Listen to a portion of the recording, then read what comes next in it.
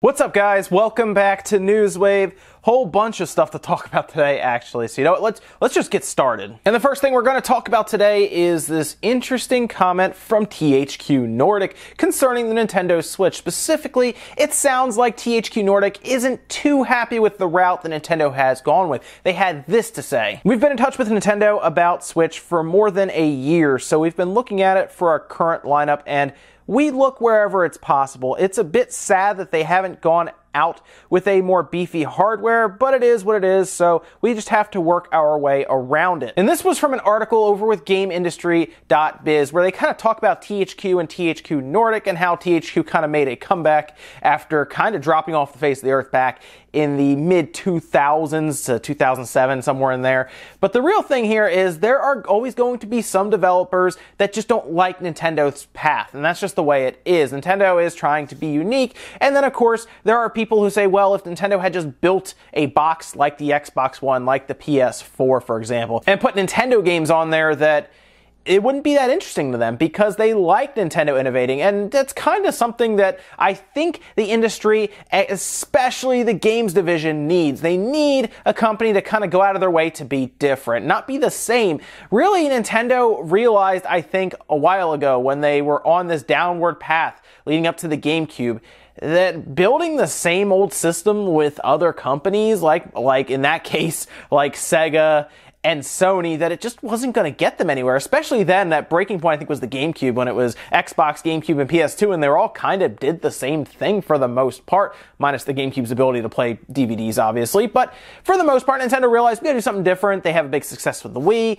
They get a little crazy with the Wii U and drops off. But now they're back with the Switch, something different. Seems to be working for the most part right now. We'll see when we get into next year if their sales continue at this pace that they are now, to where they get them in stores, they're gone every time. Like I said, most of the stores around me have not had Switches in stock readily available for walk-ins for the past 2 months, I'd say. Now, of course, people are a little concerned because THQ Nordic do like things like Darksiders, for example. Darksiders 3 looks really cool, and I think a lot of people were hoping it was coming to the Switch. I don't know if that's coming to the Switch at this point. It seems like they've put their opinion out there. They wish Nintendo had gone with something like an Xbox One or a PS4 style traditional home console. Nintendo opted to, what I personally think, is jump out into the mobile technology now while they can, because let's be honest, eventually the SoCs and mobile chips will catch up to what's being used now.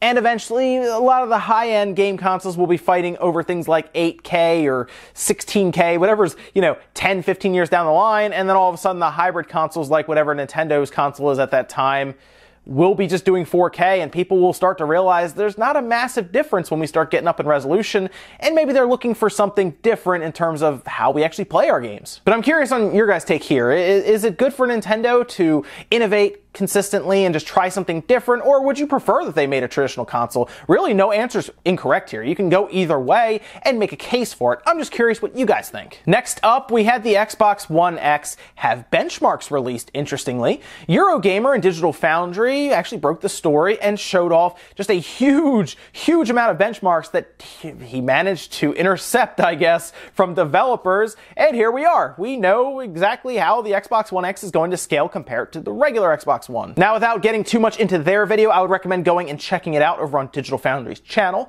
Essentially, they go through and show us different ways that, for example, a 900p game on the regular Xbox One will scale up to the Xbox One X. They also make mention that because these are early builds for SDKs going back and forth, that things like the ES RAM probably hasn't been worked out to just be all GDDR5 with the new Xbox One X, so you could expect to see some optimizations. But essentially, it breaks down to this: 720p on the Xbox One regular will have a harder time playing on the Xbox One X in 4K, and they would definitely go with dynamic scaling, where something like 900p with optimizations could get true 4K out of the Xbox One X, and then something that is straight up 1080p on the Xbox One will definitely run at 4K native on the Xbox One X. Now, they had a large list of games, but they were all just basically lettered. There were no titles. They kind of started to deduce what each one was, and it was like one's Forza, one's Gears of War, maybe one's Recore.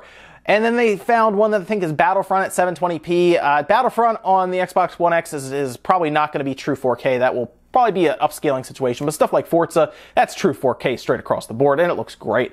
So it's interesting to see how this scales. Check out their video. I think it's very interesting. And yes, it does look like the Xbox One X is going to be a beast, and it will be a definite upgrade over the regular Xbox One or the PS4. Next up, we have Media Create in Japan, and they released numbers between June 26th and July 2nd, giving us an idea that yes, the Nintendo Switch still seems to be supply constrained currently, as you see here. Both the PS4 and the PS4 Pro combined for over 29,000 units sold this week, and the Nintendo Switch had 25,805 as well, right behind it with the 3DS, PlayStation Vita, and then the Xbox One, actually dropping down to 228 from 265 units the previous week. On the software side, Radiant Historia took up the first slot with ARMS, and then Mario Kart trailing behind it. So overall, yes, it looks like the Switch is still trailing behind the PS4 in terms of units sold. But we do, I think, all pretty much assume at this point that it has to do with supply. As soon as Nintendo gets more in, it will probably consistently sell out every other system, probably for the foreseeable future, at least until Nintendo has provided Japan with their share or their fill of Switches, which, I mean, that's probably not going to be for a while. Next up, it looks like we may have a Halo announcement sometime this week. No one knows what it is, but of course, Frank O'Connor from 343 Studios decided, hey, let's tease the fans, saying this in a tweet. Will be a good week to be a Halo fan this week, and a good week for barbecue for me. And now fans are trying to figure out what is coming that's Halo related. I mean, most people were thinking, well, maybe it's something to do with Halo Wars 2, which would be underwhelming, definitely, because I think a lot of people are hoping for something with Halo 5, maybe a preview for Halo 6, although they've pretty much told us Halo 6 isn't going to be showing up much at all going forward, at least not for a while. Maybe we get something for the Master Chief Collection, because people still complain about that game being broken. Maybe they show stuff off with the Xbox One X, or just let us know that a patch is coming